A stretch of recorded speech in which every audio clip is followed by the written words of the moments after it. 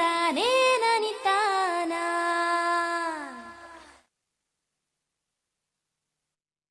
ಕಿಸಾನ್ ಭಾರತ್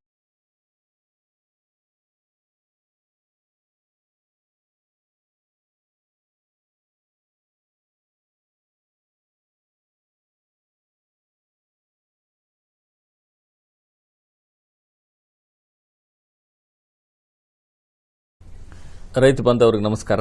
ತಮ್ಮೆಲ್ಲರಿಗೆ ಕೃಷಿ ದರ್ಶನದ ನೇರ ಫೋನ್ ಕಾರ್ಯಕ್ರಮಕ್ಕೆ ಆತ್ಮೀಯ ಸ್ವಾಗತ. ಉತ್ತಮ ಆರೋಗ್ಯ ಹಾಗೂ ಪರಿಸರ ಪ್ರಾಯಶಃ ನಮ್ಮೆಲ್ಲರ ಮೊದಲ ಆದ್ಯತೆ ಅಂತ ಹೇಳಿದ್ರೆ ತಪ್ಪಾಗಲಿಕ್ಕಿಲ್ಲ. ಆದಾಗ್ಯೂ ಎಲ್ಲೋ ಒಂದೆಡೆ ಈ ಉತ್ಪಾದನೆ ಹೆಚ್ಚಿಸುವ ಭರಾಟೆಯಲ್ಲಿ ಅತಿಯಾದ ರಾಸಾಯನಿಕಗಳ ಬಳಕೆ, ರಸಗೊಬ್ಬರಗಳ ಬಳಕೆಯಿಂದ ನಮ್ಮ ಮಣ್ಣು, ಪರಿಸರ ಹಾಗೂ ಆರೋಗ್ಯದ ಮೇಲೆ ಬಹಳಷ್ಟು ಈ ದುಷ್ಪರಿಣಾಮಗಳು ಉಂಟಾಗ್ತಾ ಇವೆ. ಪರಿಸ್ಥಿತಿ ಇದೇ ರೀತಿ ಮುಂದುವರೆದರೆ ಹೇಗೆ ಎನ್ನುವ ಪ್ರಶ್ನೆ ಸಹಜವಾಗಿ ನಮ್ಮೆಲ್ಲರಲ್ಲಿ ಮೂಡ್ತಾ ಇದೆ. ಇದಕ್ಕೆ ಒಂದೇ ಉತ್ತರ ಸಾವಯವ ಕೃಷಿ. ಪ್ರಾಯಶಃ ಈ ಒಂದು ಸಾವಯವ ಕೃಷಿಯನ್ನು ಮಹತ್ವವನ್ನು ಮನಗಂಡಿರ್ತಕ್ಕಂತಹ ನಮ್ಮ ಕೃಷಿಕರು ಮತ್ತು ಗ್ರಾಹಕರು ಇತ್ತೀಚಿನ ದಿನಗಳಲ್ಲಿ ಹೆಚ್ಚು ಈ ಒಂದು ಸಾವಯವ ಕೃಷಿಯತ್ತ ಒಲವು ತೋರ್ತಾ ಇದ್ದಾರೆ. ಇದನ್ನು ಅಕ್ಷರಶಃ ಮನಗಂಡಿರುವ ನಮ್ಮ ಕರ್ನಾಟಕ ಸರ್ಕಾರ ನಮ್ಮ ರಾಷ್ಟ್ರದಲ್ಲಿಯೇ ಮೊದಲ ಬಾರಿಗೆ ಸಾವಯವ ಕೃಷಿ ನೀತಿಯನ್ನು ರೂಪಿಸಿದ ರಾಜ್ಯ ಎನ್ನುವ ಹೆಗ್ಗಳಿಕೆಗೆ ಪಾತ್ರವಾಗಿದೆ. ಮುಂದುವರೆದಂತೆ ಕಾಲಕಾಲಕ್ಕೆ ಅನುಗುಣವಾಗಿ ಈ ಒಂದು ನೀತಿಯನ್ನು ಮಾರ್ಪಡಿಸುವ ಮೂಲಕ ಪ್ರಸ್ತುತ ನಮ್ಮ ರಾಷ್ಟ್ರದಲ್ಲಿಯೇ ಒಂದು ಬಹಳ ಪ್ರಸ್ತುತವಾದಂತಹ ಒಂದು ಮಾದರಿಯಾದಂತಹ ಸಾವಯವ ಕೃಷಿ ನೀತಿಯನ್ನು ಹೊಂದಿದ ರಾಜ್ಯ ನಮ್ಮದಾಗಿದೆ ಅಂತ ನಾವು ಹೇಳಬಹುದಾಗಿದೆ. ಈ ಒಂದು ಕಾಲಘಟ್ಟದಲ್ಲಿ ಈ ಒಂದು ಸಾವಯವ ಕೃಷಿ ಅಂತ ಹೇಳಿದ್ರೆ ಏನು, ಇದರ ಪ್ರಾಮುಖ್ಯತೆ ಏನು, ಇತ್ತೀಚಿನ ದಿನಗಳಲ್ಲಿ ಈ ಸಾವಯವ ಕೃಷಿಯಲ್ಲಿ ಆಗಿರ್ತಕ್ಕಂತಹ ಬದಲಾವಣೆಗಳು ಯಾವುವು, ಅದೇ ರೀತಿ ಈ ಸಾವಯವ ಕೃಷಿಯನ್ನು ಇನ್ನೂ ಹೆಚ್ಚು ಮುಂದೆ ತೆಗೆದುಕೊಂಡು ಹೋಗುವ ನಿಟ್ಟಿನಲ್ಲಿ ಈ ಒಂದು ನೀತಿ ಯಾವ ರೀತಿ ನೆರವಾಗುತ್ತೆ, ಕರ್ನಾಟಕ ಸರ್ಕಾರದ ನೀತಿಯಲ್ಲಿ ಯಾವೆಲ್ಲ ಅಂಶಗಳು ಒಳಗೊಂಡಿವೆ, ಮುಂಬರುವ ದಿನಗಳಲ್ಲಿ ಸಾವಯವ ಕೃಷಿಯ ಭವಿಷ್ಯ ಯಾವ ರೀತಿ ಇದೆ ಮುಂತಾದ ಬಹಳ ಮಹತ್ವವಾದ ವಿಷಯಗಳ ಕುರಿತು ತಮ್ಮೊಟ್ಟಿಗೆ ಹೆಚ್ಚಿನ ಮಾಹಿತಿಯನ್ನು ಹಂಚಿಕೊಳ್ಳಿಕ್ಕೆ ಮೂಲತಃ ಸಾವಯವ ಕೃಷಿ ತಜ್ಞರು, ಪ್ರಸ್ತುತ ಹಾಸನದ ಕೃಷಿ ಮಹಾವಿದ್ಯಾಲಯದಲ್ಲಿ ಡೀನ್ರಾಗಿ ಕಾರ್ಯನಿರ್ವಹಿಸುತ್ತಿರುವ ಡಾಕ್ಟರ್ ಎನ್ ದೇವಕುಮಾರ್ ಅವರು ಈ ದಿನ ನಮ್ಮೊಟ್ಟಿಗಿದ್ದಾರೆ. ರೈತ ಬಾಂಧವರು ಡಾಕ್ಟರ್ ದೇವಕುಮಾರ್ ಅವರ ಜೊತೆ ನೇರವಾಗಿ ಮಾತನಾಡಲಿಕ್ಕೆ ಬಳಸಬೇಕಾದಂತಹ ದೂರವಾಣಿ ಸಂಖ್ಯೆ 0802354259 23542699. ರೈತ ಬಾಂಧವರೇ, ತಮ್ಮ ಪ್ರಶ್ನೆ ನೇರವಾಗಿರಲಿ, ಸಂಕ್ಷಿಪ್ತವಾಗಿರಲಿ. ಇಂದಿನ ವಿಷಯ ಅಂತ ಹೇಳಿದ್ರೆ ಸಾವಯವ ಕೃಷಿ ಮತ್ತು ಸಾವಯವ ಕೃಷಿ ಕುರಿತಾದ ನೀತಿಗಳು, ಈ ಒಂದು ವಿಷಯಕ್ಕೆ ಕೇಂದ್ರೀಕೃತವಾಗಿರಲಿ. ಕಾರ್ಯಕ್ರಮಕ್ಕೆ ಆಗಮಿಸಿರುವ ಡಾಕ್ಟರ್ ದೇವಕುಮಾರ್ ಅವರಿಗೆ ನಮ್ಮ ಎಲ್ಲ ರೈತ ಬಾಂಧವರ ವತಿಯಿಂದ ಹೃತ್ಪೂರ್ವಕವಾದ ಸುಸ್ವಾಗತವನ್ನು ಬಯಸ್ತಾ ಇದ್ದೇವೆ. ಎಲ್ಲ ರೈತ ಬಾಂಧವರಿಗೂ ನಮಸ್ಕಾರ. ರಘುಪ್ರಸಾದ್ ಅವರಿಗೆ ಧನ್ಯವಾದ. ಸರ್ ನಮಸ್ಕಾರ. ಈಗ ಇವತ್ತಿನ ಮೊದಲೇ ಪ್ರಶ್ನೆ ಏನಂತ ಹೇಳಿದ್ರೆ, ಪ್ರಾಯಶಃ ನಮಗೆಲ್ಲರಿಗೂ ಸಾವಯವ ಕೃಷಿ ಅಂದ್ರೆ ಗೊತ್ತು, ಇಲ್ಲ ಅಂತಲ್ಲ, ಆದರೂ ಸಹ ತಮ್ಮ ಪ್ರಕಾರ ತಾವು ಯಾವ ರೀತಿ ವ್ಯಾಖ್ಯಾನ ಮಾಡ್ತೀರಿ ಅಂತ ಹೇಳಿ.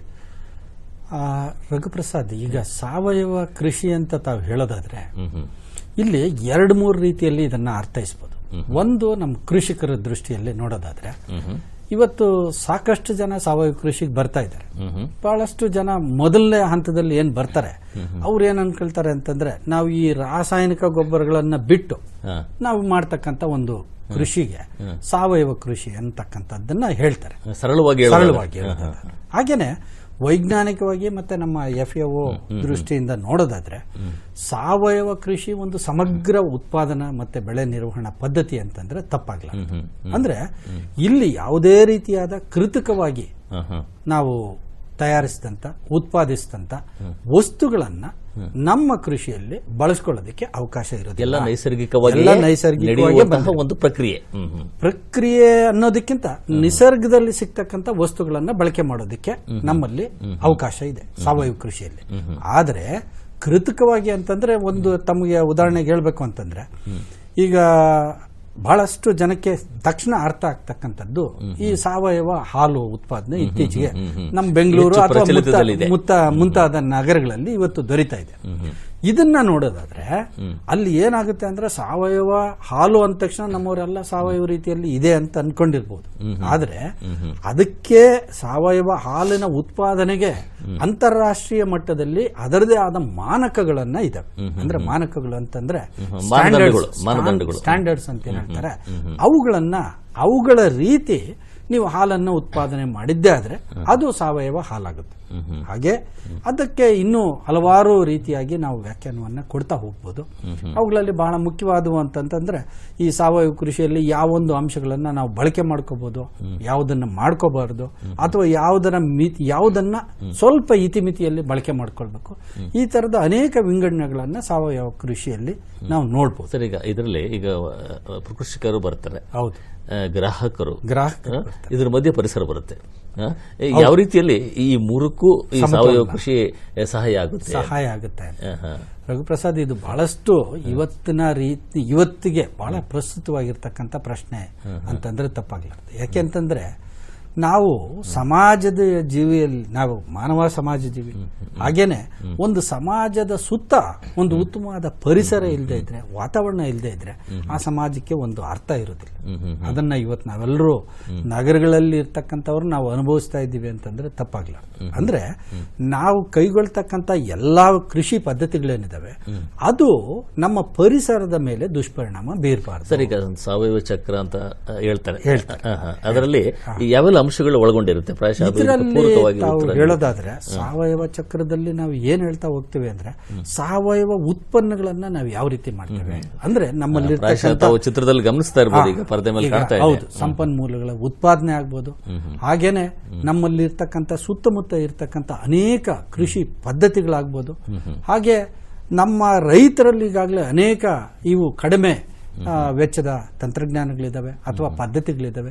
ಇವುಗಳಾದ ಮೇಲೆ ಇವುಗಳನ್ನ ಎಲ್ಲವನ್ನು ಒಟ್ಟಾಗಿ ಗೂಡಿಸ್ತಾ ನಾವೆಲ್ಲೋ ಒಂದ್ ಕಡೆ ನಾವು ಪರಿಸರಕ್ಕೆ ಹಾನಿ ಮಾಡದಂತೆ ಆ ನಮ್ಮ ಬೆಳೆ ಉತ್ಪಾದನೆನೂ ಕಡಿಮೆ ಆಗಿದಾಗೆ ನಾವು ಮಾಡ್ತಕ್ಕಂಥ ಒಂದು ವಿಧಾನ, ಒಂದು ವ್ಯವಸ್ಥೆ ಇದಾಗಿದೆ. ಸರ್, ಈಗ ಸಾವಯವ ಕೃಷಿನಲ್ಲಿ ಸಾಕಷ್ಟು ಇತ್ತೀಚಿನ ದಿನಗಳಲ್ಲಿ ಮಾರ್ಪಾಡುಗಳು ಆಗಿದೆ. ಹೌದು, ಅದರಲ್ಲೂ ಹೊಸ ಹೊಸ ವಿಧಾನಗಳು ಇಲ್ಲೂ ಸಹ ಬಂದಿದೆ ಸಾವಯವ ಕೃಷಿನಲ್ಲಿ. ಇತ್ತೀಚಿನ ಬೆಳವಣಿಗೆಗಳ ಬಗ್ಗೆ ಸ್ವಲ್ಪ ಇತ್ತೀಚಿನ ಬೆಳವಣಿಗೆಗಳು ಸಾವಯವ ಕೃಷಿ ಅಂತ ಹೇಳೋದಾದ್ರೆ ನಮಗೆ ಏನಾಗಿದೆ, ಇವತ್ತಿನ ದಿವಸ ಸಾವಯವ ಕೃಷಿ ಬಂದಾಗ ನಾವು ಇತ್ತೀಚಿನ ಆವಿಷ್ಕಾರಗಳು ಅಂತ ನೋಡೋದಾದ್ರೆ ಬಹಳಷ್ಟು ಹೆಚ್ಚು ಒತ್ತನ್ನ ಕೊಡ್ತಕ್ಕಂಥದ್ದು ಈ ಜೈವಿಕ ವಿಧಾನಗಳಿಗೆ. ಅಂದ್ರೆ ಬಹಳ ಜೈವಿಕ ವಿಧಾನಗಳು ಅಂತ ಬಂದಾಗ ಒಂದು ಮೂಲತಃ ನಮ್ಮೆಲ್ಲ ರೈತರುಗಳಿಗೆ ಬಹಳಷ್ಟು ಗೊತ್ತಿರ್ತಕ್ಕಂಥದ್ದು ಈ ಜೈವಿಕ ಜೀವಾಣು ಗೊಬ್ಬರಗಳನ್ನ ನಾವು ಬಳಕೆ ಮಾಡ್ತಾ ಇದ್ವಿ. ಬಹಳ ಹಲವಾರು ವರ್ಷಗಳಿಂದ ಬಳಕೆ ಮಾಡ್ತಾ ಇದ್ದೀವಿ. ಹಾಗೇನೆ ಇವತ್ತಿನ ದಿವಸ ಹೆಚ್ಚು ಪ್ರಚಲಿತದಲ್ಲಿರ್ತಕ್ಕಂಥದ್ದು ಜೈವಿಕ ರೋಗ ಮತ್ತೆ ಕೀಟಗಳ ನಿಯಂತ್ರಣ. ಇದು ಇತ್ತೀಚಿನ ಪ್ರಶ್ನೆ ಆಮೇಲೆ ತಗೊಳ್ಳೋಣ. ಈಗ ಒಂದು ಕರೆ ಇದೆ ಸರ್, ಕೇರ್ಪೇಟೆಯಿಂದ ಸಿದ್ಲಿಂಗಪ್ಪ ಅವರು ಕರೆ ಮಾಡಿದ್ದಾರೆ, ಕೇರ್ಪುರದಿಂದ. ಸಿದ್ಲಿಂಗಪ್ಪ ಅವರು ನಮಸ್ಕಾರ. ನಮಸ್ಕಾರ ಸರ್. ನಮಸ್ಕಾರ. ಪ್ರಶ್ನೆ ಕೇಳಿ ಸಿದ್ಲಿಂಗಪ್ಪ ಅವರೇ. ಏನಂದ್ರೆ ಈಗ ನಾವು ಚಿಕ್ಕ ವಯಸ್ಸಲ್ಲಿದ್ದಾಗ ನಾವು ಸಗಣಿ ಗೊಬ್ಬರ ಅಂದ್ರೆ ತಿಪ್ಪೆ ಮಾಡಿ ಹಸ್ಕುಳ್ದು ಎಣ್ಣೆ ಸಗಣಿ ಎಲ್ಲ ಹಾಕ್ಬಿಟ್ಟು ಅದ್ರ ಮೇಲೆ ಹೊಂಗೆ ಸೊಪ್ಪು ಹಾಕಿ ಮಣ್ಣು ಹಾಕಿ ಆತರ ಮಾಡ್ತಿದ್ವು. ಅವಾಗ ಬೆಳಿತಿದ್ದು ರಾಗಿಗೂ ಈಗಿನ ರಾಗಿಗೂ ತುಂಬಾ ವ್ಯತ್ಯಾಸ. ನಮ್ಗೆ ಆವಾಗ ಏನ್ ಟೇಸ್ಟ್ ಇತ್ತು ಅನ್ನೋದು ನಮಗ್ ಗೊತ್ತಾಕೆ. ನಮ್ಗೆ ತುಂಬಾ ನಾವು 73 ವರ್ಷ, ನಾವು ಚಿಕ್ಕ ವಯಸ್ಸಲ್ಲಿ ಹುಡುಗರಲ್ಲಿ ಇದ್ದಾಗ. ಅಲ್ಲ, ತಮ್ಮ ಪ್ರಶ್ನೆ ಏನು ಅಂತ ಸಿದ್ಲಿಂಗಪ್ಪ ಅವರೇ? ಅದೇ, ಈಗ ಈ ಸಾವಯವ ಕೃಷಿಗೆ ಇದು ಬೇರೆ ಬರೀ ಅಷ್ಟೇ ಹಾಕಿದ್ರೆ ಸಾಕ ಕೃಷಿ ಬೆಳೆಯಕ್ಕೆ, ಬೇರೆ ಏನು ಹಾಕಂಗಿಲ್ವಾ ಅಂತ ನಮ್ ಅಂದ್ರೆ ಸಂಪೂರ್ಣವಾಗಿ ಸಾವಯವ ಪದಾರ್ಥಗಳನ್ನೇ ಬಳಕೆ ಮಾಡ್ಬೇಕಾ ಅಂತ ನಿಮ್ ಪ್ರಶ್ನೆ? ಅದೇ ಅದರಿಂದ ಉಪಯೋಗ ಜಾಸ್ತಿನಾ ಇಲ್ಲ ಈ ಬೇರೆ ನಮ್ದು ಈ ರಾಸಾಯನಿಕ ಗೊಬ್ಬರ ಹಾಕಿದ್ರೆ ಸರಿನಾ? ಈಗ ಸಿದ್ಲಿಂಗಪ್ಪ ಅವರೇ, ಸಾಮಾನ್ಯವಾಗಿ ಸಾವಯವ ಕೃಷಿ ಅಂದ ತಕ್ಷಣ ನಾನು ಈಗಾಗಲೇ ತಮ್ಗೆ ಹೇಳಿದ್ದೀನಿ, ತಾವು ಈಗ ಕೇಳಿಸ್ಕೊಂಡಿದ್ದೀರಿ. ಏನಂದ್ರೆ ಸಾವಯವ ಕೃಷಿಯಲ್ಲಿ ಯಾವುದೇ ರೀತಿಯಾದ ಕೃತಕ ಪದಾರ್ಥಗಳ ಬಳಕೆ ವರ್ಜ್ಯ, ಅದನ್ನ ಬಳಕೆ ಮಾಡೋಗಿಲ್ಲ. ಈ ರಾಸಾಯನಿಕ ಗೊಬ್ಬರಗಳು ಅದರ ಒಂದು ಚೌಕಟ್ಟಿನಲ್ಲೇ ಬರ್ತವೆ. ಜೊತೆಗೆ ತಮಗೆ ಮತ್ತೊಂದು ಅಂಶನ ತಮಗೆ ತಿಳಿಪಡಿಸ್ತೇನೆ. ಏನು ಅಂತಂದ್ರೆ ಸಾಮಾನ್ಯವಾಗಿ ಸಾವಯವ ಕೃಷಿ ಅಂತಂದ್ರೆ ಈಗ ಇಲ್ಲಿ ತನಕ ನಾವು ಸಾಂಪ್ರದಾಯಿಕ ಕೃಷಿಯನ್ನ ಮಾಡ್ತಾ ಇರ್ತೇವೆ. ಇವತ್ತು ಆ ಬೆಳೆಯನ್ನ ಬಿಟ್ಟು ನೇರವಾಗಿ ಇವತ್ತು ಸಾವಯವ ಕೃಷಿಗೆ ಬಂದ ತಕ್ಷಣ ನಮ್ಮ ಉತ್ಪನ್ನಗಳೆಲ್ಲವೂ ಸಾವಯವ ಆಗೋದಿಲ್ಲ. ಸ್ವಲ್ಪ ಕಾಲಾವಕಾಶ ಯಾಕೆ ಅಂತಂದ್ರೆ ಇಲ್ಲಿ ಈ ಸಾಂಪ್ರದಾಯಿಕ ಕೃಷಿಯಿಂದ ಸಾವಯವಕ್ಕೆ ಬರಬೇಕಾದ್ರೆ ನಾವು ಆ ಒಂದು ಪರಿವರ್ತನಾ ಕಾಲ ಅಂತ ಹೇಳ್ತೀವಿ. ಅಂದ್ರೆ ಕನ್ವರ್ಷನ್ ಪೀರಿಯಡ್ ಅಂತ ಎಲ್ರಿಗೂ ಅರ್ಥ ಆಗೋದಾದ್ರೆ, ಅಂದ್ರೆ ಪರಿವರ್ತನೆ ಆಗ್ಬೇಕು. ಅಂದ್ರೆ ಭೂಮಿ ಪರಿವರ್ತನೆ ಆಗ್ಬೇಕು, ಇವ್ರು ಮಾಡ್ತಕ್ಕಂಥ ಎಲ್ಲಾ ರೀತಿಯಾದ ವ್ಯವಸಾಯ ಪದ್ಧತಿಗಳು ಪರಿವರ್ತನೆ ಆಗ್ಬೇಕು. ಈ ನಿಟ್ಟಲ್ಲಿ ನಾವು ದೃಢೀಕರಣ ಅಂತ ಮಾಡ್ತೀವಿ. ಅದರಲ್ಲಿ ಈ ಪರಿವರ್ತನೆ ಎಲ್ಲ ಬರ್ತದೆ. ಇಲ್ಲಿ ನಾವು ಸಾಮಾನ್ಯವಾಗಿ ಏನ್ ಹೇಳ್ತೇವೆ ಅಂತಂದ್ರೆ, ಪರಿವರ್ತನೆಗೆ ಬೇಕಾದಂತದ್ದು ಸುಮಾರು ಈ ಏಕದಳ ಅಥವಾ ಈ ಒಂದು ಚಿತ್ರದಲ್ಲಿ ಸಾಕಷ್ಟು ತಂತ್ರಜ್ಞಾನಗಳು ಈಗಾಗಲೇ ಅವರು ತೋರಿಸ್ತಾ ಇದ್ದಾರೆ. ಸಾವಯವ ಕೃಷಿ ಪೂರಕವಾದಂತಹ ಕೆಲವು ಯಂತ್ರೋಪಕರಣಗಳು. ಇಲ್ಲಿ ನಾವು ಏನ್ ಮಾಡ್ತೀವಿ, ಇದರಲ್ಲಿ ಬಹಳ ಮುಖ್ಯವಾದ ಅಂಶ ಅಂತಂದ್ರೆ, ನಾವು ಈ ಬೆಳೆಗಳ ಅವಧಿ ಮೇಲೆ ನೋಡ್ತೀವಿ. ಅಂದ್ರೆ ಬೆಳೆಗಳ ಅವಧಿ ಅಂತಂದ್ರೆ, ಈಗ ಈ ಒಂದು ಏಕವಾರ್ಷಿಕ ಬೆಳೆಗಳಾದ್ರೆ 2 ರಿಂದ 3 ವರ್ಷಗಳ ಕಾಲ ಪರಿವರ್ತನಾ ಕಾಲ ಅಂತ ಹೇಳ್ತೀವಿ. ಅದೇ ಬಹುವಾರ್ಷಿಕ ಬೆಳೆಗಳಾದ್ರೆ 3 ರಿಂದ 5 ವರ್ಷಗಳ ಕಾಲ ಇದನ್ನ ನಾವು ಪರಿವರ್ತನಾ ಅವಧಿ ಅಂತ ಹೇಳ್ತೀವಿ.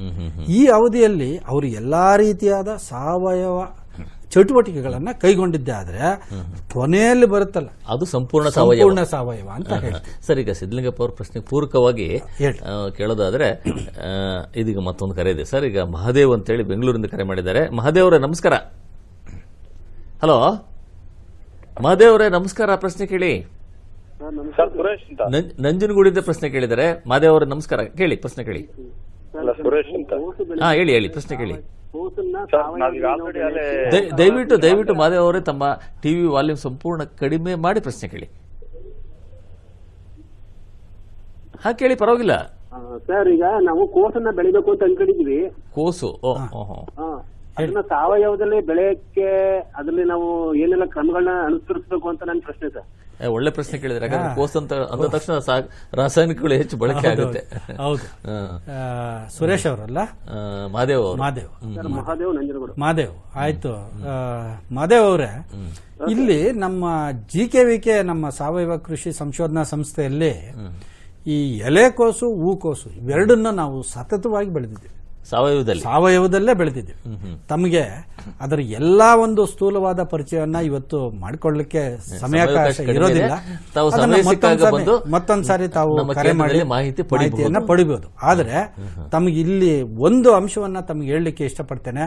ಏನು ಅಂತಂದ್ರೆ, ಸಾವಯವ ರೀತಿಯಲ್ಲಿ ಎಲೆಕೋಸು ಅಂದ್ರೆ ಗೆಡ್ಡೆಕೋಸು ಮತ್ತೆ ಹೂಕೋಸು ಇವುಗಳನ್ನ ಸಂಪೂರ್ಣವಾಗಿ ಬೆಳೀತಕ್ಕಂತ ಒಂದು ಆತ್ಮವಿಶ್ವಾಸ ನಮ್ಮಲ್ಲೂ ಇದೆ. ಅದನ್ನ ನಾವು ಅನೇಕ ರೈತರಿಗೆ ಅದನ್ನ ತಿಳಿಪಡಿಸಿಕೊಟ್ಟಿದ್ದೀವಿ. ಜೊತೆಗೆ ನಮ್ಮಲ್ಲೇ GKVK ಯಲ್ಲಿ ಇದನ್ನ ಸಾಕಷ್ಟು ಜನ ನಮ್ಮ GKVK ಯಲ್ಲಿ ಪ್ರಶ್ನೆಗೆ ಪೂರಕವಾಗಿ ಕೇಳೋದಾದ್ರೆ, ಈಗ ಅಲ್ಲೂ ಸಹ ಕೀಟನಾಶಕಗಳ ಬಳಕೆ ಮಾಡಬೇಕಾಗುತ್ತೆ. ಅಂದ್ರೆ ಎಲ್ಲೋ ಒಂದ್ ಕಡೆ ಈ ಒಂದು ಎಲ್ಲಿ ಜೈವಿಕ ಕೀಟನಾಶಕಗಳನ್ನು ಹೆಚ್ಚಾಗಿ ಇಲ್ಲಿ ಏನ್ ಮಾಡ್ತೀವಿ ರಘುಪತಿ ಅವರಂತಂದ್ರೆ, ರಘುಪ್ರಸಾದ್ ಅಂತಂದ್ರೆ, ನಾವು ಇಲ್ಲಿ ಕೀಟನಾಶಕಗಳ ಬದಲು ಈ ಸಸ್ಯಜನ್ಯ ಕೀಟನಾಶಕಗಳನ್ನ ಮತ್ತೆ ಪಂಚಗವ್ಯವನ್ನ, ಅದ ನಂತರ ಈ ಜೈವಿಕ ಕೀಟ ಇದು ಏನು ಕೀಟ ನಿರೋಧಕಗಳು, ಜೈವಿಕ ಕೀಟನಾಶಕಗಳೇನಿದಾವೆ ಇವುಗಳನ್ನ ಬಳಕೆ ನಾವು ಒಂದಾದರ ನಂತರ, ಅಂದ್ರೆ ಒಂದನ್ನೇ ಹಲವಾರು ವಾರಗಳ ಕಾಲ ನಾವು ಬಳಕೆ ಮಾಡೋದಿಲ್ಲ, ಒಂದಾದ ನಂತರ ಒಂದನ್ನ ನಾವು ಬಳಕೆ ಮಾಡಿಕೊಂಡು ಅದನ್ನ ರೋಗ ಮತ್ತೆ ಕೀಟಗಳನ್ನ ನಿಯಂತ್ರಣ ಮಾಡಬಹುದು. ಇದರಲ್ಲಿ ಮಾದೇವ್ ಅವರಿಗೆ ಒಂದು ಅಂಶ ಹೇಳೋದಕ್ಕೆ ಇಷ್ಟಪಡ್ತೇನೆ. ಸಾಮಾನ್ಯವಾಗಿ ಈ ಕೋಸು ಅದೆಲ್ಲ ಬೆಳೆದ್ರೆ ಈ ಇದು ಏನೋ ಡೈಮಂಡ್ ಬ್ಲಾಕ್ ಮಾತು ಬರುತ್ತೆ. ಅದರ ಒಂದು ಏನೋ ಒಂದು ತೊಂದರೆ ಬಹಳಷ್ಟಿದೆ. ಎಲ್ಲಾನು ಅದು ಎಲೆಗಳನ್ನೆಲ್ಲ ಕತ್ತರಿಸ್ಬಿಡುತ್ತೆ. ಇದು ನಾವು ಪಂಚಗವ್ಯ ಮತ್ತೆ ಸಸ್ಯಜನ್ಯ ಕೀಟನಾಶಕಗಳನ್ನ ಬಳಕೆ ಮಾಡೋದ್ರಿಂದ ಇವುಗಳು ನಮ್ಮಲ್ಲಿ ಇರ್ತವೆ. ಇಲ್ಲಿ ಸಾವಯವ ಕೃಷಿಯಲ್ಲಿ ನಾವು ಯಾವುದನ್ನು ಸಂಪೂರ್ಣವಾಗಿ ನಿಯಂತ್ರಣ ಮಾಡೋದಿಲ್ಲ. ಇದರ ಜೊತೆಗೆ ಇದರ ಒಂದು ನಿರ್ವಹಣೆ ಮಾಡ್ತೇವೆ.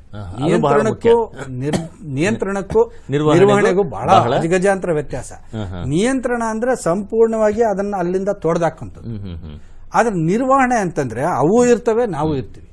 ಇದನ್ನ ನಮ್ಮಲ್ಲಿರ್ತಕ್ಕಂಥ ಕೀಟಶಾಸ್ತ್ರಜ್ಞರು ನಮ್ಮಲ್ಲಿ ಬಂದು ನೋಡಿದ್ದಾರೆ, ಅದನ್ನ ಗುರುತಿಸಿದ್ದಾರೆ. ಅನೇಕ ಇವು ಕೀಟಗಳು ಅಲ್ಲಿ ಇದಾವೆ, ಆದ್ರೆ ಅವುಗಳು ಬೆಳೆಗಳನ್ನ ಹಾನಿ ಮಾಡೋ ಪರಿಸ್ಥಿತಿಯಲ್ಲಿಲ್ಲ.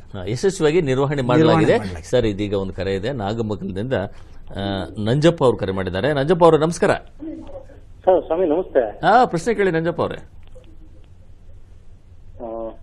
ಅಲ್ಲ ಕೇಳ್ತಾ ಇದೆ, ಕೇಳಿ. ಹೇಳ್ತಿದ್ದೀನಿ ಸ್ವಾಮಿ. ಅಲ್ಲ, ದಯವಿಟ್ಟು ಕೇಳಿ ತಮ್ಮ ಪ್ರಶ್ನೆ ಏನು ಅಂತ. ಸ್ವಾಮಿ, ನಮ್ಗೆ ಸಾವಯವ ಕೃಷಿ ಬಗ್ಗೆ ನಮ್ಗೆ ತುಂಬಾ ಒಂದು ಮಾಹಿತಿ ದಯವಿಟ್ಟು ನಮಗೆ ತಿಳಿಸ್ಕೊಡ್ಬೇಕು ಸ್ವಾಮಿ.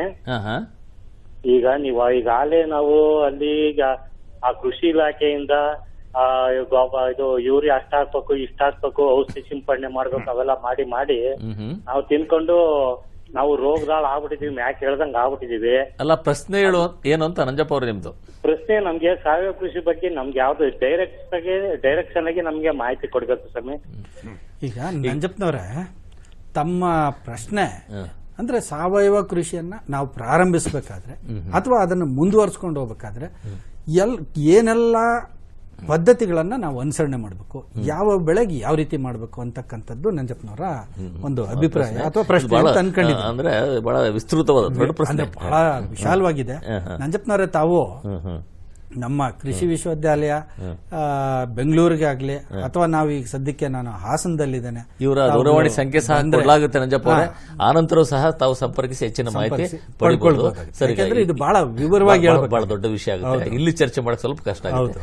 ಈಗ ಸರ್, ಈಗ ಇನ್ನೊಂದು ಪ್ರಶ್ನೆ. ಈಗ ಮೊದಲು ಒಂದು ಪ್ರಶ್ನೆ ಕೇಳ್ತಾ ಇದ್ರು ನಾವು ರೈತ ಬಾಂಧವರು, ಇಲ್ಲ ಒಂದ್ ಕಡೆ ನಾವು ರಾಸಾಯನಿಕಗಳು ಬಳಕೆ ಮಾಡ್ತಾ ಇದ್ವಿ, ಅಂದ್ರೆ ನಾವು ಪೋಷಕಾಂಶಗಳು ಕೊಡಬೇಕು ಅಂದ್ರೆ ಪೋಷಕಾಂಶಗಳು ಅಂದ್ರೆ ನಾವು ರಸಗೊಬ್ಬರದಿಂದನೇ ಪೋಷಕಾಂಶಗಳು ಕೊಡಬೇಕು ಅನ್ನೋ ಕಲ್ಪನೆ.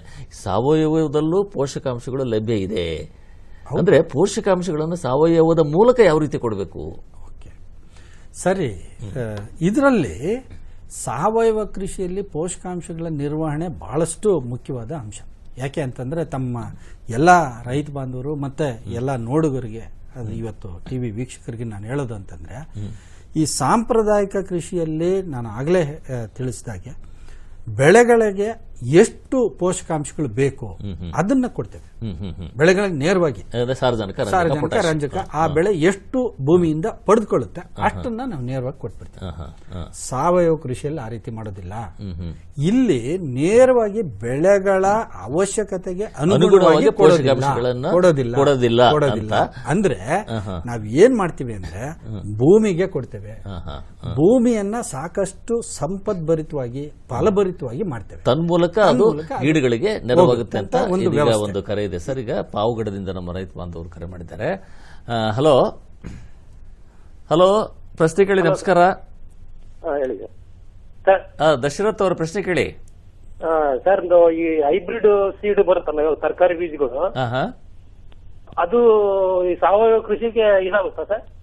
ಅಂದ್ರೆ ಮಾಡಬಹುದಾ ಅಂತ. ದಶರಥ್ ಅವರ ಈ ಸಾವಯವ ಕೃಷಿಯಲ್ಲಿ ಈ ಕುಲಾಂತರಿ ತಳಿಗಳೇನಿದಾವೆ, ಜೆನೆಟಿಕಲಿ ಮಾಡಿಫೈಡ್ GMO ಕ್ರಾಪ್ಸ್ ಮತ್ತೆ BT, ಇವೆರಡು ನಿಷಿದ್ಧ. ಅದು ಬಿಟ್ರೆ ಹೈಬ್ರಿಡ್ಸ್ ಎಲ್ಲಾನು ಬಳಸ್ಕೋಬಹುದು. ಸುಧಾರಿತ ತಳಿಗಳನ್ನ ಬಳಕೆ ಮಾಡಬಹುದು, ಹೈಬ್ರಿಡ್ ತಳಿಗಳನ್ನು ನಾವು ಯಥೇಚ್ಛವಾಗಿ ಬಳಸ್ತಾ ಇದ್ದೀವಿ. ನಮ್ಮಲ್ಲಿ ಈಗ ಇರ್ತಕ್ಕಂಥವರು ಸಾಕಷ್ಟು ಸಾವಯವ ಕೃಷಿಕರು ಇವತ್ತು ಮಾರುಕಟ್ಟೆಯಲ್ಲಿ ಲಭ್ಯ ಇರತಕ್ಕಂಥ ಎಲ್ಲ ಹೈಬ್ರಿಡ್ ಗಳನ್ನ ಬಳಸ್ತೀವಿ. ಈ ಕುಲಾಂತರಿ ಬಿಟ್ಟು ಬೇರೆ ಯಾವುದೇ ಬೀಜ ಆಗಿರ್ಬೋದು ಸಾವಯವ ಕೃಷಿಯಲ್ಲಿ ಬಳಕೆ ಅವಕಾಶ ಇಲ್ಲ ಅಂತಂದ್ರೆ ಯಾತಕ್ಕೆ ಅಂದ್ರೆ ಇದು ಅಂತಾರಾಷ್ಟ್ರೀಯ ಅಥವಾ ವಿಶ್ವ ಮಟ್ಟದಲ್ಲಿ ಈ ಒಂದು ನಿರ್ಣಯಗಳನ್ನ ಕೈಗೊಳ್ಳ.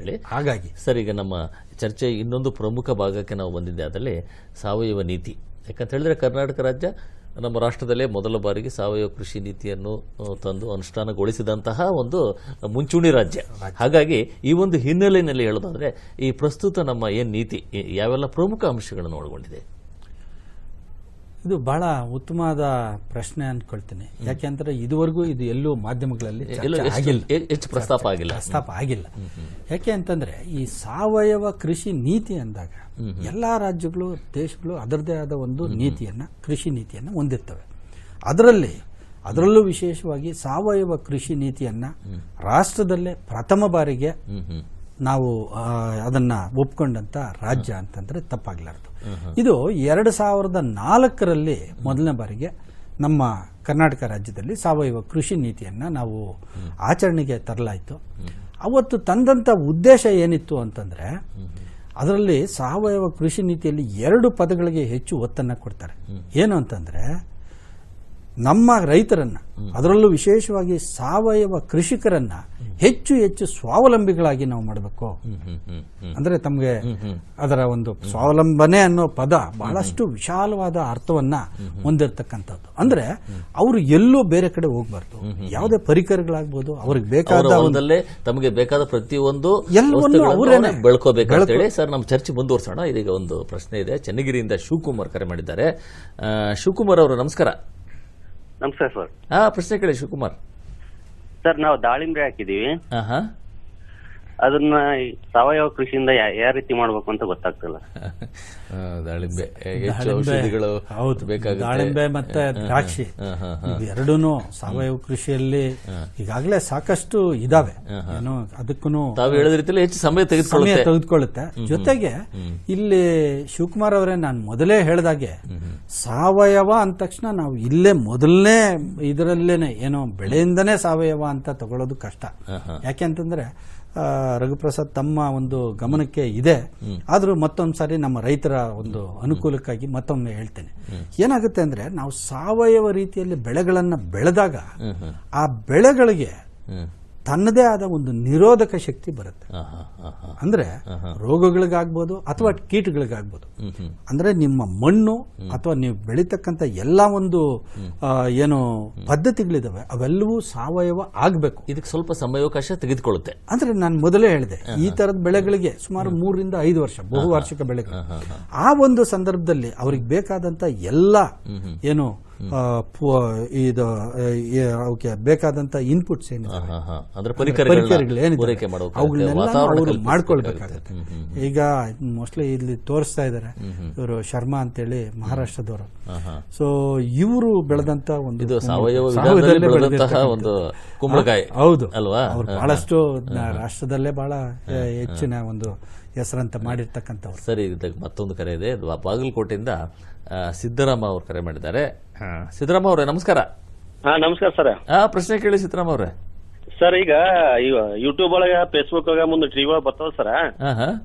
ಇವು ಆರ್ಗಾನಿಕ್ ಅಂತ ಹೇಳಿ ಅವು ಡಾಕ್ಟರ್ ಸೊಯ್ಲ ನೆಸ್ರಪ್ಪ ಅವರು ನಮ್ಗ ಬರ್ತಾರೀಗ ವ್ಯಾಪಾರ ಮಾಡಕ್ಕೆ ಬಸ್ ನಾವು ಸಾವಯವ ಅಂತ ಹೇಳಿ. ಅದಕ್ಕೆ ಅಪ್ರೂವಲ್ ಯಾರು ಕೊಡ್ತಾರೆ ಸರ್? ಸಾವಿನ ಹ್ಯಾಂಗ್ ತಿಳ್ಕೊಬೇಕಲ್ಲ? ಒಳ್ಳೆ ಪ್ರಶ್ನೆ ಕೇಳಿದ್ರೆ. ಈಗ ಮುಂದಿನ ಪ್ರಶ್ನೆ ನಮ್ದು ಅದೇ ಇತ್ತು. ಎಲ್ಲ ಒಂದ್ ಕಡೆ ಈ ದೃಢೀಕರಣ ಮಾರಾಟದ ಬಗ್ಗೆ ಪ್ರಶ್ನೆ ಇತ್ತು. ನೀವು ಈಗಾಗಲೇ ಕೇಳ್ತಾ ಇದ್ರಿ, ಹಾಗಾಗಿ ಸರ್ ಅದ್ರ ಬಗ್ಗೆ ಸ್ವಲ್ಪ ಮಾಹಿತಿ. ತಾವು ಕೇಳಿದಂತ ಪ್ರಶ್ನೆ ಬಹಳ ಸೂಕ್ತವಾದ ಪ್ರಶ್ನೆ. ಏನಂತಂದ್ರೆ, ಯಾವುದೇ ಒಂದು ವಸ್ತುವನ್ನ ನಾವು ಇದನ್ನ ಸಾವಯವ ಅಂತ ಹೇಳ್ತಾರೆ, ನಾವು ನಂಬೋದಾಗೆ ಅಂತಕ್ಕಂಥದ್ದು ನಮ್ಮ ಪ್ರಶ್ನೆ. ಅದನ್ನ ಯಾರು ದೃಢೀಕರಣ ಮಾಡಬೇಕು ಅಂತ. ಇಲ್ಲಿ ಸಾವಯವ ಕೃಷಿಯಲ್ಲಿ ಬಹಳಷ್ಟು ಹೆಚ್ಚು ಒತ್ತನ್ನ ಕೊಟ್ಟು ಅಥವಾ ಪ್ರಮಾಣೀಕರಣ ಅಥವಾ ದೃಢೀಕರಣ ಏನಿದೆ ಇದನ್ನ ಗ್ರಾಹಕರ ಹಿತದೃಷ್ಟಿಯಿಂದ ತಂದಂಥದ್ದು. ಇದು ಬೇರೆ ನಮ್ಮ ಸಾಂಪ್ರದಾಯಿಕ ಪದಾರ್ಥಗಳಲ್ಲಿ ಅದು ಒಂದು ಭಾಗ. ಹೌದೌದು, ದೃಢೀಕರಣನೂ ಒಂದಿದೆ. ಅಂದ್ರೆ ನಾನು ಏನ್ ಹೇಳ್ತಾ ಇದ್ದೀನಿ ಅಂತಂದ್ರೆ, ಈ ದೃಢೀಕರಣವನ್ನ ಯಾರು ಮಾಡ್ಬೇಕು? ಈಗ ನಾವು ಮಾಡಂಗಿಲ್ಲ. ಯಾಕೆ ಅಂತಂದ್ರೆ, ಮೂರನೇವರು ಹೇಳ್ಬೇಕು ಏನು ಇದು ಸಾವಯವದಲ್ಲಿ ಬೆಳೆದಂತ ಪದಾರ್ಥ ಅಂತ. ಈಗ ನಮ್ಮ ರಾಜ್ಯದಲ್ಲಿ ಯಾರು ಸರ್? ಸಾಕಷ್ಟು ಸಂಸ್ಥೆಗಳಿದಾವೆ. ನಮ್ಮಲ್ಲಿ ಅಪಾಫ್ ಇದೆ, ಅದಿತಿ ಅಂತಕ್ಕಂಥ ಒಂದು ಸಂಸ್ಥೆ ಇದೆ, ಹಾಗೇನೆ ಇಂಡೋಸರ್ಟ್ ಇದೆ, ಕರ್ನಾಟಕ ಸರ್ಕಾರದ ನಮ್ಮ KSOCA ಇದೆ. ಇವು ಈ ಸಾವಯವ ದೃಢೀಕರಣವನ್ನ ಮಾಡ್ತವೆ. ಯಾತಕ್ಕೆ ಇದನ್ನ ಸಾವಯವ ದೃಢೀಕರಣ ಬೇಕು ಅಂತಂದ್ರೆ, ನಾವು ಬೆಳೆದಂತ ಪದಾರ್ಥ ಇದು ಸಾವಯವ ರೀತಿಯಿಂದನೇ ಬೆಳೆದಿದ್ದು ಅಂತಕ್ಕಂಥದ್ದನ್ನ ದೃಢೀಕರಿಸಬೇಕು. ಖಾತ್ರಿ ಆಗ್ಬೇಕು, ಎಲ್ಲ ಒಂದು ಖಾತ್ರಿ ಆಗ್ಬೇಕು. ಅಂದ್ರೆ ಇದು ಸಾವಯವದಿಂದ ಬೆಳೆದಿದ್ದು ಅಂತ ಖಚಿತವಾಗಿ ಹೇಳ್ತಕ್ಕಂತ ಒಂದು ವಿಧಾನ. ಅಂದ್ರೆ ಇದಕ್ಕೆ ಗ್ರಾಹಕರು ಆ ಒಂದು ಖಾತ್ರಿ ಪ್ರಮಾಣ ಪತ್ರ ನೋಡಿ ಅವರು ಅದನ್ನ ಸಾವಯವ ಅಂತ ಹೇಳ್ತಾರೆ. ಅದನ್ನ ಪರಿಗಣಿಸಿ ಇಲ್ಲಿ ನಮ್ಮ ಗ್ರಾಹಕರಿಗೆ ಮತ್ತೆ ಈ ಉತ್ಪಾದಕರಿಗೆ ಇಬ್ಬರಿಗೂ ಹೇಳೋದಾದ್ರೆ, ಸಾವಯವ ದೃಢೀಕರಣಕ್ಕೂ ಬೇರೆ ದೃಢೀಕರಣಕ್ಕೂ ಬಹಳಷ್ಟು ವ್ಯತ್ಯಾಸ ಇದೆ. ಇಲ್ಲಿ ಉದಾಹರಣೆಗೆ ತಗೊಳ್ಳೋದಾದ್ರೆ, ತಾವೆಲ್ಲರೂ ಟಿವಿ ನೋಡ್ತಾ ಇದ್ರಿ, ಇದಕ್ಕೂ ಒಂದು ಹಾಕ್ತಾರೆ ಸರ್ಟಿಫೈಡ್ ಅಂತ ಹಾಕ್ತಾರೆ, ಹೌದಲ್ವಾ? ಇದನ್ನ ಯಾವಾಗ ಹಾಕ್ತಾರೆ ಅಂದ್ರೆ, ಫ್ಯಾಕ್ಟರಿಯಲ್ಲಿ ಪ್ರಾಡಕ್ಟ್ ಫಿನಿಶ್ ಆದ್ಮೇಲೆ, ಅಂದ್ರೆ ಅದು ಮುಕ್ತ ಆದ್ಮೇಲೆ ಇದೆಲ್ಲ ಸರಿಯಾಗಿದೆ ಅಂತೇಳಿ ಸರ್ಟಿಫಿಕೇಟ್ ಹಾಕ್ತಾರೆ. ಅಂದ್ರೆ ಫಿನಿಶ್ಡ್ ಪ್ರಾಡಕ್ಟ್, ಅಂದ್ರೆ ಅಂತ ಏನು ಗ್ರಾಹಕರಿಗೆ ಹೋಗೋದಕ್ಕೆ ಮೊದಲು. ಸಾವಯವ ಕೃಷಿಯಲ್ಲಿ ಆ ರೀತಿ ಇಲ್ಲ. ಎಲ್ಲವನ್ನೂ ಎಲ್ಲಿಂದ ಅಂತಂದ್ರೆ, ಬೀಜ ಮತ್ತೆ ಹೊಲ ಅಥವಾ ಗದ್ದೆ ತೋಟ ಇದನ್ನ ಯಾವ ರೀತಿ ಮಾಡ್ತೀವಿ ಅಲ್ಲಿಂದ ಇದನ್ನ ಪ್ರೋಸೆಸ್ ಸರ್ಟಿಫಿಕೇಶನ್ ಅಂತ ಹೇಳ್ತೀವಿ. ಇದರಲ್ಲಿ ಆಗ್ತಕ್ಕಂತ ಎಲ್ಲಾ ಹಂತಗಳಲ್ಲೂ ಈ ಒಂದು ದೃಢೀಕರಣ ಆಗ್ಬೇಕು. ಎಲ್ಲಿಂದ ಬೀಜದಿಂದ ಹಿಡಿದು ಕೊನೆಗೆ ಗ್ರಾಹಕರ ಕೈ ತಲುಪೋ ತನಕ ಏನು ಎಲ್ಲ ಒಂದ್ ಕಡೆ ಇದು ಸ್ವಲ್ಪ ಸಂಕೀರ್ಣವಾದಂತಹ ಒಂದು ವ್ಯವಸ್ಥೆ ಅಂತ ಹೇಳಿದ್ರೆ ತಪ್ಪಾಗಲಿಲ್ಲ. ಮತ್ತೊಂದು ಕರೆ ಇದೆ ಸರ್, ದೇವನಹಳ್ಳಿಯಿಂದ ನಮ್ಮ ರೈತ ಬಂದವರು ಕರೆ ಮಾಡಿದ್ದಾರೆ. ಹಲೋ, ನಮಸ್ಕಾರ. ಶಿವರಾಜ್ ಅವರ ಪ್ರಶ್ನೆ ಕೇಳಿ. ಪ್ರಶ್ನೆ ಕೇಳಿ ಸರ್. ನಮ್ಗೆ ಇತ್ತೀಚೆಗೆ ಮೇವಿನ ಜೋಳ ಬೆಳೀತಾ ಇದ್ರೆ ಕೇಳಿ ಕೇಳ್ತಾ ಇದೆ, ಹುಳುಗಳು ಬೀಳ್ತಾ ಇದೆ ಸರ್. ಅಂದ್ರೆ ಮೇವು ಬೆಳಿತಾ ಇದ್ರೆ ಈಗ ಏನು ಸ್ವಲ್ಪ ಒಂದು ಅರ್ಧ ಅಡಿ ಮುಕ್ಕಾಲು ಅಡಿ ಬರೋ ಸತ್ಯ ಉಳು ಅಲ್ಲ ಆಯ್ತು, ಪ್ರಾಯಶಃ ಇದು ನಮ್ಮ ಇವತ್ತಿನ ಚರ್ಚೆ ವ್ಯಾಪ್ತಿಯಿಂದ ಸ್ವಲ್ಪ ಹೊರಗಿದೆ. ನೀವು ಆನಂತರ ನಮ್ಮ ಕೃಷಿ ವಿಜ್ಞಾನ ಕೇಂದ್ರ ಸಂಪರ್ಕ ಮಾಡಿ ಹೆಚ್ಚಿನ ಮಾಹಿತಿ ಪಡ್ಲಿಕ್ಕೆ ಅವಕಾಶ ಇದೆ. ಸರ್, ಈಗ ನೀತಿಗೆ ಬಂದಿದ್ದೆ ಅದಲ್ಲ, ಯಾಕಂದ್ರೆ ನಮ್ಮ ವಿಷಯ ಪ್ರಮುಖವಾಗಿತ್ತು. ತಾವು ಹೇಳ್ತಾ ಇದ್ರೆ ಇಲ್ಲ ಒಂದ್ ಕಡೆ ಸ್ವಾವಲಂಬನೆ ಮಾಡ್ತಕ್ಕಂಥದ್ದು ನಮ್ಮಲ್ಲಿ ಏನಾಗಿರ್ತವೆ ಅಂತಂದ್ರೆ ಸ್ವಾವಲಂಬಿಗಳಾಗಿ ರೈತರು ಬೆಳೆಸಬೇಕು ಅಂತಕ್ಕಂಥದ್ದು ನಮ್ಮ ಕರ್ನಾಟಕ ಸರ್ಕಾರದ ಒಂದು ಬಹಳಷ್ಟು ಮೂಲ ಆಶಯ. ಹಾಗೇನೆ ಯಾಕೆ ಇವರು ಸ್ವಾವಲಂಬಿಗಳಾಗಬೇಕು ಅಂತ ಸರ್ಕಾರ ಅದನ್ನ ಇಷ್ಟಪಡುತ್ತೆ ಅಥವಾ ಅಪೇಕ್ಷೆ ಪಡುತ್ತೆ ಅಂದ್ರೆ ರೈತರು, ಅದರಲ್ಲೂ ವಿಶೇಷವಾಗಿ ಸಾವಯವ ಕೃಷಿಕರು ಸ್ವಾವಲಂಬಿಗಳಾದ್ರೆ ಈ ಸ್ವಾವಲಂಬನೆ ಎಲ್ಲಿಗೆ ತಗೊಂಡೋಗುತ್ತೆ ಅಂದ್ರೆ ಸ್ವಾಭಿಮಾನಿಗಳನ್ನಾಗಿ ಮಾಡುತ್ತೆ. ಇವೆರಡೂ ಪದಗಳನ್ನ ನಮ್ಮ 2004 ಕೃಷಿ ನೀತಿಯಲ್ಲಿ ಬಹಳ ಹೆಚ್ಚು ಒತ್ತು ಕೊಟ್ಟು ಹೇಳ್ತಾರೆ ರಘುಪ್ರಸಾದ್. ಯಾಕೆಂದ್ರೆ ನಮ್ಮ ರೈತರು ಹೆಚ್ಚೆಚ್ಚು ಸ್ವಾವಲಂಬಿಗಳಾಗಬೇಕು, ಆದ್ದರಿಂದ ಅವರು ಸ್ವಾಭಿಮಾನಿಗಳಾಗಬೇಕು ಅಂತಕ್ಕಂಥದ್ದು ನಮ್ಮ ಆಶಯ. ಹಾಗೇನೆ ಅದಕ್ಕೆ ಬೇಕಾದಂತ ಎಲ್ಲ ಒಂದು ಪೂರಕವಾದ ವ್ಯವಸ್ಥೆಯನ್ನ ಆ ಕೃಷಿ ನೀತಿಯಲ್ಲಿ ಒಳಗೊಂಡಿದೆ ಅಂತ ಹೇಳಿಕ್ಕೆ ಇಷ್ಟಪಡ್ತೇನೆ. ಸರ್, ಈಗ ಅದು ಪರಿಷ್ಕರಣೆ ಆಗಿ ಮತ್ತೆ ಅಂದ್ರೆ ಇತ್ತೀಚೆಗೆ ಮತ್ತೊಂದು ಸಾವಯವ ನೀತಿ ಬಂದಿದೆ, ಅದರಲ್ಲಿ ಏನಾದ್ರು ವಿಶೇಷ ಇದೆ ಸರ್? ಇಲ್ಲಿ 2017ರಲ್ಲಿ ಈ ಒಂದು 2004 ಕೃಷಿ ನೀತಿಯನ್ನ ಪರಿಷ್ಕರಿಸಲಾಯಿತು. ಇದಕ್ಕೂ ಅದಕ್ಕೂ ಏನು ವ್ಯತ್ಯಾಸ ಅಂದ್ರೆ 2004ರಲ್ಲಿ ಬಂದದ್ದಕ್ಕೆ ನಾವು ಹೆಚ್ಚಿಗೆ ಉತ್ಪಾದನೆಗೆ ಹೆಚ್ಚು ಒತ್ತನ್ನು ಕೊಟ್ವಿ. ಅಂದ್ರೆ ಯಾವ ರೀತಿ ಉತ್ಪಾದನೆ ಮಾಡಬೇಕು, ಅದಕ್ಕೆ ಬೇಕಾದಂತ ಸಿದ್ಧತೆಗಳನ್ನ ಯಾವ ರೀತಿ ಮಾಡ್ಕೊಳ್ಬೇಕು, ಅದಕ್ಕೆ ಯಾವ ರೀತಿಯಾದ ರಿಯಾಯಿತಿಗಳನ್ನ ಕೊಡಬೇಕು, ಇದನ್ನ ಮಾಡಿದ್ವಿ. ಈಗ 2017ರಲ್ಲಿ ಬಂದಿದ್ದು ಏನು ಅಂತಂದ್ರೆ ಅಲ್ಲಿ ನಾವು ಹೆಚ್ಚು ಒತ್ತನ್ನ ಕೊಡ್ತಕ್ಕಂಥದ್ದು ಮಾರುಕಟ್ಟೆಗೆ ಕೊಡ್ತಾ ಇದ್ದೀವಿ. ಹಾಗೆ ರೈತರು ಬೆಳೆದಂತ ಉತ್ಪಾದನೆಯನ್ನ ನಾವು ಎಲ್ಲ ಒಂದು ಏನು ಗುಚ್ಚುಗಳು ಅಂತ ಕ್ಲಸ್ಟರ್ ಅಂತ ಮಾಡಿದ್ದಾರೆ. ಹಾಗೆ ಪ್ರತಿ 2 ಜಿಲ್ಲೆಗಳಿಗೆ ಒಂದು ಒಕ್ಕೂಟವನ್ನ ರಚನೆ ಮಾಡಿದ್ದಾರೆ, ಸಾವಯವ ಒಕ್ಕೂಟಗಳು. ಅಂದ್ರೆ ಇಲ್ಲಿ ಕೊಡ್ತಕ್ಕಂತ ಹೆಚ್ಚು ಒತ್ತು ಮಾರುಕಟ್ಟೆಗೆ ಕೊಡ್ತಾ ಇದ್ದೀವಿ, ಅದರ ಜೊತೆಗೆ ರೈತರ ಒಂದು ಸಂಘಟನೆಗೆ ಕೊಡ್ತಾ ಇದ್ದೀವಿ. ಅದಾದ್ಮೇಲೆ ರೈತರು ತಮ್ಮದೇ ಆದ ಒಂದು ಬ್ರ್ಯಾಂಡಿಂಗ್ ಆಗಬೇಕು, ಲೇಬಲಿಂಗ್ ಆಗಬೇಕು, ಇದಕ್ಕೆ ಹೆಚ್ಚು ಒತ್ತನ್ನು 2017 ಒಂದು ನೀತಿಯಲ್ಲಿ ಕೊಡ್ತಾ ಇದ್ದೇವೆ. ಸರ್, ಕೊನೆಯದಾಗಿ ಅಂದ್ರೆ ನಮ್ಮ ರೈತ ಬಾಂಧವರಿಗೆ ತಮ್ಮ ಸಲಹೆ ಏನು ಅಂತ ಹೇಳಿ ಸಾವಯವ ಕೃಷಿ ಕುರಿತು ಹೇಳೋದಾದ್ರೆ ನನ್ನ ಒಂದು ಆಶಯ ಏನಂತಂದ್ರೆ ಇವತ್ತಿನ ದಿವಸ ಎಲ್ರಿಗೂ ಆರೋಗ್ಯ ಬಹಳ ಪ್ರಮುಖವಾದ ಅಂಶ. ಆರೋಗ್ಯ ಎರಡು, ನಮ್ಮ ಆರೋಗ್ಯ, ಮಣ್ಣಿನ ಆರೋಗ್ಯ ಎರಡೂ ಬೇಕು. ಇವೆರಡನ್ನೂ ನಾವು ಬಹಳಷ್ಟು ಹೆಚ್ಚು ಮುತುವರ್ಜಿ ಕೊಟ್ಟು ನಾವು ಕಾಪಾಡಬೇಕು ಅಂದ್ರೆ ಈ ತರದ ಸಾವಯವ ಕೃಷಿ ಮತ್ತೆ ಇತರೆ ನೈಸರ್ಗಿಕ ಕೃಷಿಗಳತ್ತ ನಾವು ವಾಲ್ಬೇಕಾಗುತ್ತೆ. ಅಥವಾ ಆ ಪದ್ಧತಿಗಳನ್ನ ಆಚರಣೆ ಮಾಡ್ಕೊಳ್ಳೋದ್ರ ಮೂಲಕ, ಅಳವಡಿಸಿಕೊಳ್ಳೋದ್ರ ಮೂಲಕ ನಮ್ಮ ಒಂದು ಆರೋಗ್ಯವನ್ನ ನಾವು ಹೆಚ್ಚು ಕಾಪಾಡ್ಕೊಳ್ಬಹುದು. ಜೊತೆಗೆ ಪರಿಸರ ಇದಕ್ಕೆ ಹೆಚ್ಚು ಹಾನಿ ಮಾಡದ ರೀತಿಯಲ್ಲಿ ನಾವು ಸಂರಕ್ಷಿಸಲಿಕ್ಕೆ ಸಾವಯವ ಕೃಷಿಯಲ್ಲಿ ಅವಕಾಶ ಇದೆ ಅಂತ ಹೇಳಿ ರೈತ ಬಾಂಧವರೇ, ಸಾವಯವ ಕೃಷಿ ಬಹಳ ದೊಡ್ಡ ಒಂದು ವಿಸ್ತೃತವಾದಂಥ ವಿಷಯ, ಆದರೂ ಸಹ ಬಹಳ ಸಂಕ್ಷಿಪ್ತವಾಗಿ ಇದ್ರ ಬಗ್ಗೆ ಬಹಳ ಮಹತ್ವದ ಮಾಹಿತಿಯನ್ನು ದೇವಕುಮಾರ್ ಅವರು ನೀಡಿದ್ದಾರೆ. ಇವರಿಗೆ ನಮ್ಮ ಎಲ್ಲ ರೈತ ಬಾಂಧವರ ವತಿಯಿಂದ ಹೃತ್ಪೂರ್ವಕ ಧನ್ಯವಾದಗಳನ್ನು. ಎಲ್ಲ ರೈತ ಬಾಂಧವರಿಗೂ ಮತ್ತೆ ಸ್ನೇಹಿತರಾದ ರಘುಪ್ರಸಾದ್ ಅವರಿಗೂ ವಂದನೆಗಳು.